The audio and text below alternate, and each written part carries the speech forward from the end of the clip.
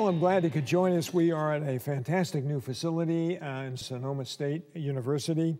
It is Weill Hall, and this is the Green Music Center that we're in. Doug Leibinger is with us right now. He is director of the jazz, what is it called? The jazz program here. Regular jazz program and studies. That's the word I was searching for and didn't have right away, Doug.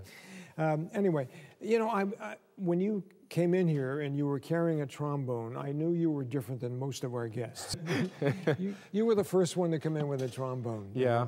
And tell me about, now this hall is enormous, as everyone has just seen, and the acoustics in this building, according to you, are amazing. Is that right? It's going to be one of the best halls to play in the world when it's fully operational. Yeah, and I can say that with, you know, without any hyperbole. I think it's a and fantastic when you place. give us a demonstration now in this trombone and tell us why it's the greatest. And well, I'm going to play a note, and you're going to hear the note come back.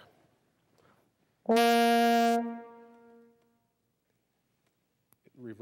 reverberates for quite a while, and as I was telling you before, one of the remarkable things is when you hear the reverberation come back to you in this hall, a lot of the overtones still exist within that sound, which is pretty amazing, because in a lot of other rooms, what will happen, the overtones will go away, and so you hear a bit of a colored sound come back. So you sort of you lose some of what you should be You lose getting. some of the the beauty of the original sound, and so that's when I first played in this hall. That was the remarkable thing that I heard.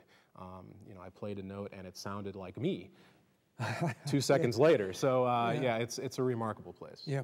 Okay. Now, in the Jazz Studies program, are you getting a lot of young people who are interested in jazz now? Oh yeah, I mean, it attains a certain level of interest, doesn't it? I've found that, I mean, you know, throughout the years that I've been doing this, and I've been playing since I was 10, there's always been a steady stream of people very interested in that music. I mean, it's American classical music. It's something that we can really call ours here in the United States. Yeah. Define the difference between jazz, say, and swing, for example. Well, there's really not much of a difference. As a matter of fact, Duke Ellington said, "It don't mean a thing if it ain't got that swing." Right, right. I remember that quote. Yeah. And, you know, really jazz is based on, I mean, swing has a lot of different definitions. We could talk about swing as describing a type of music that was, you know, mostly in the big bands in the 40s. Yeah, let's say Benny Goodman or yeah. But we also use it to describe the way that the rhythm is played.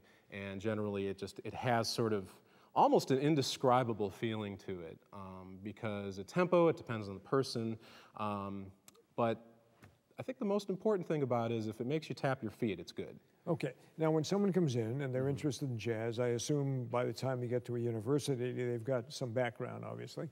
And do they come in with a misconception about that they can play anything and that's jazz? Do you have that problem with people coming in?